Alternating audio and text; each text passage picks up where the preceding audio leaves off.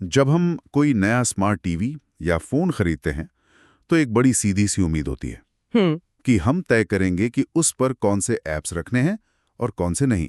लेकिन क्या ये वाकई इतना सीधा है?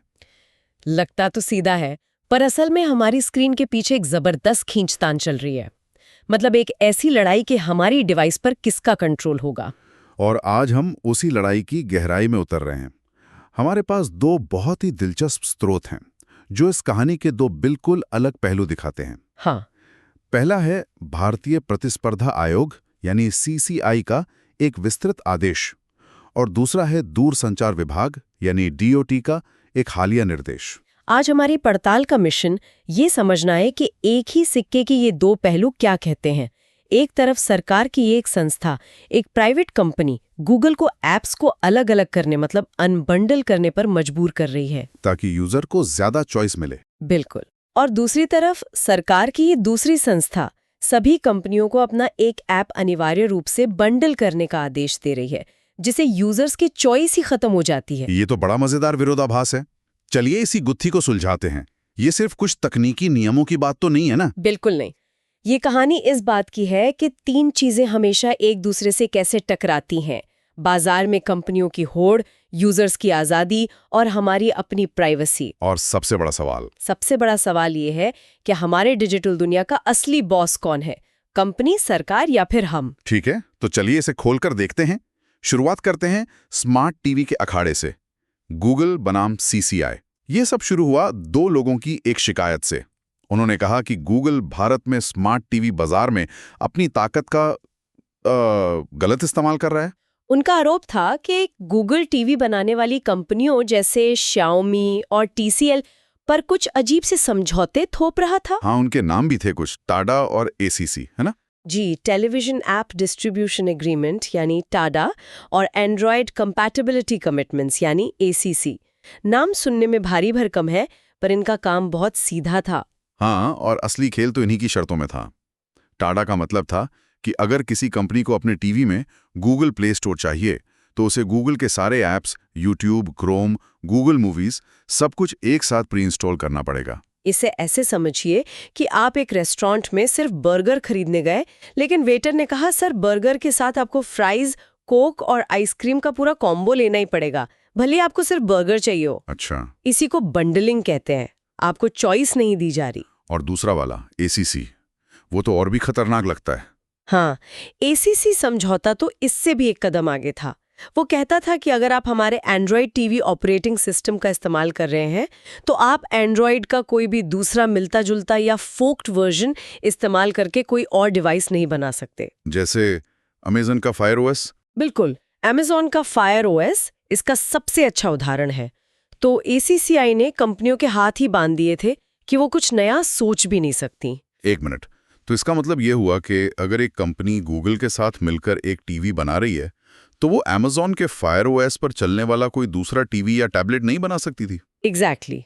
ये तो सिर्फ टीवी तक सीमित नहीं था, ये तो पूरी कंपनी के बिजनेस पर पाबंदी थी। बिल्कुल, और यही बात सीसीआई के महानिदेशक मतलब डीजी की रिपोर्ट में सामने आई। रिपोर्ट ने साफ कहा कि गूगल स्मार्ट टीवी ओएस के बाजार में एक छत्र राज कर रहा है और अपनी इस ताकत का गलत इस्तेमाल कर रहा है। और रिपोर्ट में यह भी था कि ये शर्तें हार्डवेयर निर्माताओं की आज़ादी को उनके पूरे डिवाइस पोर्टफोलियो में प्रतिबंधित कर रही थी। हाँ, और ये बहुत बड़ी बात है। ये दिखाता है कि कैसे एक बाजार की ताकत का इस्तेमाल दूसरे बाजारों को भी कंट्रोल करने के लिए किया जा सकता है। तो जब रिपोर्ट इतनी साफ थी और गूगल पर इतने गंभीर आरोप थे, तो फिर गूगल ने लंबी लड़ाई लड़ने के बजाय सेटलमेंट क्यों किया? उन्होंने सीसीआई के सामने एक प्रस्ताव रखा और 20.24 करोड़ रुपए का भुगतान भी कर दिया। देखिए, ये एक बिजनेस फैसला था। लंबी कानूनी लड़ाई का मतलब होता है सालों की अनिश्चितता, खराब पब्लिसिटी और वकीलों पर भारी खर्च। कभी कभी एक सेटलमेंट, भले ही उसमें जुर्माना देना पड़े, कंपनी को आगे बढ़ने का एक साफ रास्ता दे देता है। लेकिन यहाँ दिलचस्प बात यह है कि गूगल ने सेटलमेंट में क्या प्रस्ताव दिया। हाँ, ये न्यू इंडिया एग्रीमेंट वाली बात। सही। गूगल ने कहा कि वो एक न्यू इंडिया एग्रीमेंट बनाएगा। इसके तहत कंपनियां चाहें तो सिर्फ गूगल प्ले स्टोर का लाइसेंस ले सकती हैं, और बाकी गूगल ऐप्स इंस्टॉल करने के लिए उन्हें मजबूर नहीं किया जाएगा। लेकिन इसके लिए उन्हें एक फीस देनी होगी? बिल्कुल, और साथ ही ऐसे डिवाइस के लिए ACC की पाबंदी भी हटा दी जाएगी। Decent note. और ये बहुत जरूरी है। श्री अनिल अग्रवाल ने एक डिसेंट नोट लिखा जिसमें उन्होंने इस सेटलमेंट की एक बड़ी खामी की ओर इशारा किया। क्या खामी थी? उनकी मुख्य चिंता ये थी कि गूगल अभी भी पुराना प्रतिबंधात्मक टाडा समझौता मुफ्त में दे रहा है, जबकि नया ज्यादा आजादी वाला न्यू इंडिया अग्रीमेंट पैसे लेकर दे रहा है। मतलब गूगल ने एक तरह से आजादी खरीदने का विकल्प दे दिया कि या तो हमारे बंधे बंधाए नियम मुफ्त में मानो या फिर अपनी मर्जी चलाने के लिए पैसे दो। सही पकड़ा। ये तो बड़ी अजीब सी सेटलमेंट है।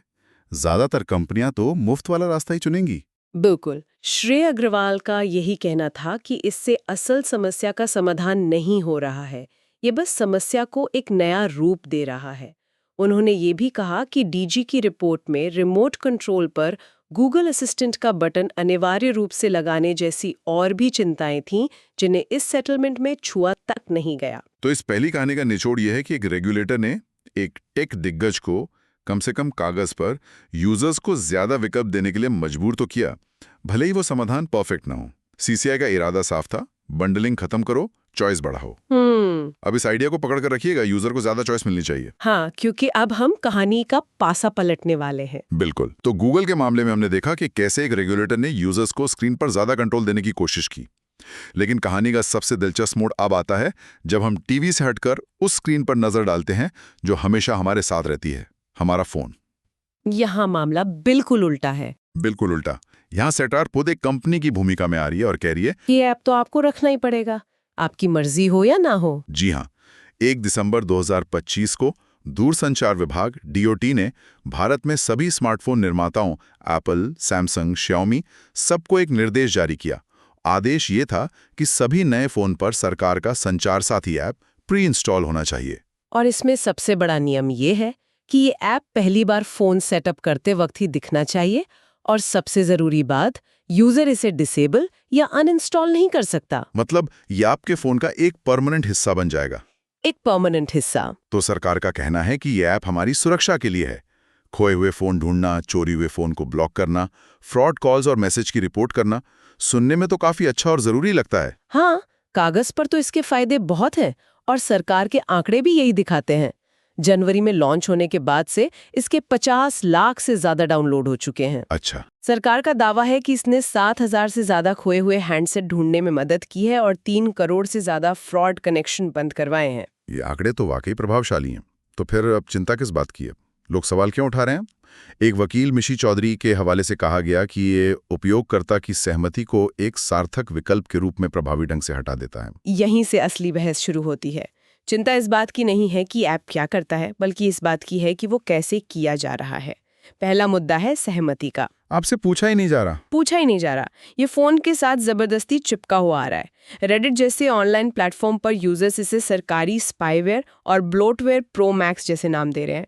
कुछ तो इसकी तुलना उत्तर कोरिया से भी कर रहे हैं। ब्लोटवेयर प्रो मैक्स, ये तो मजेदार है। मतलब वो एप्स जिन्हें कंपनियां जबरदस्ती डालती हैं, ये उसका भी अगला लेवल है। और ये भी जाहिर है कि जो लोग टेक्नोलॉजी समझते हैं वो इसे हटाने के तरीके ढूंढ रहे हैं, जैसे ADB। और चिंता का दूसरा और शायद ज्यादा गहरा स्तर है इस ऐप द्वारा मांगी गई परमिशन। ऐप की अपनी प्राइवेसी पॉलिसी के मुताबिक ये आपके फोन पर इन चीजों तक पहुंच मांगता है: फोन कॉल्स करने और मैनेज करने की इजाजत, ओके, SMS भेजने और आपके कॉल और SMS लॉग्स पढ़ने की इजाजत, आपकी तस्वीरें और फाइलें और आपका कैमरा। अरे बाप रे, ये तो लगभग पूरे फोन का कंट्रोल मांग रहा है। ये सिर्फ एक निष्क्रिय ऐप नहीं है जो कोने में पड़ा रहेगा।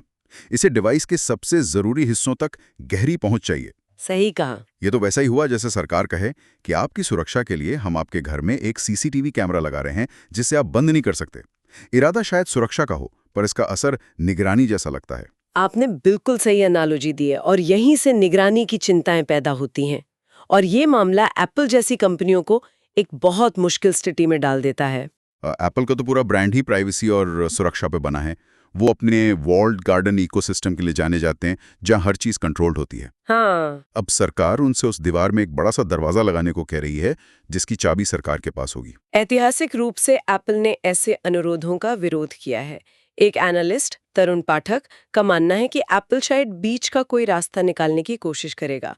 हो सकता है वो एक अनिवार्य प्री इंस्टॉल के बजाय यूजर्स को ऐप इंस्टॉल करने के लिए प्रेरित करने, मतलब बार बार नोटिफिकेशन भेजना। हाँ, या कुछ वैसे ही विकल्प पर बातचीत करें। लेकिन हमें यह भी नहीं भूलना चाहिए कि स्रोत में रूस को उदाहरण भी दिया गया है।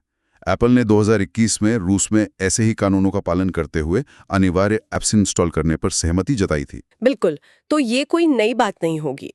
आखिर में ये एक बिजनेस फैसला होगा। क्या भारत का बाजार इतना बड़ा है कि उसके लिए अपनी प्राइवेसी वाली इमेज से थोड़ा समझौता कर लिया जाए? ये देखना अभी बाकी है। तो चलिए अब इन दोनों कहानियों को एक साथ रखकर देखते हैं। तस्वीर बहुत ही अजीब और विरोधाभासी है। एक तरफ सरकार की एक एजेंसी सीसीआई एक टेक कंपनी गूगल से कह रही है, आप लोगों पर अपने ऐप्स नहीं थोप सकते, उन्हें अनबंडल करो और लोगों को चुनने का अधिकार दो। और दूसरी तरफ उसी सरकार की एक दूसरी एजेंसी डीओटी सभी टेक कंपनियों से कह रही है, आपको हमारा ये ऐप हर इंसान पर थोपना होगा, इसे बंडल करो और लोगों से चुनने का अधिकार छीन लो। ये आज के डिजिटल गवर्नेंस की सबसे बड़ी दुविधा को सामने लाता है। असली लक्ष्य क्या है? क्या हमें एक खुला बाजार चाहिए जिसमें प्रतिस्पर्धा हो और उपभोक्ता को सबसे ज्यादा चॉइस मिले, जैसा कि सीसीआई के मामले में दिखता है? या फिर असली लक्ष्य राष्ट्रीय सुरक्षा और नागरिक सुरक्षा है, जिसके लिए व्यक्तिगत चॉइस को कुर्बान किया जा सकता है, जैसा कि डीओटी के निर्देश से लगता है। और ये दोनों लक्ष्य कभी-कभी सीधे टकराव में आ जाते हैं। गूगल मामले का नतीजा था ज्यादा चॉइस, भले ही उसके लिए एक कीमत चुकानी पड़े। और संचार साथी मामले का नतीजा है जीरो चॉइस, सुरक्षा के नाम पर। तो एक नागरिक के तौर पर सोचना लाजमी है कि क्या सरकार की अलग अलग शाखाएं कंट्रोल और आज़ादी को लेकर बिल्कुल उल्टी दिशा में काम कर रही हैं। सही बात है। क्या कोई एक सोची समझी डिजिटल पॉलिसी है, या बस अलग अलग विभाग अपनी अपनी जरूरत के हिसाब से नियम बना रहे हैं?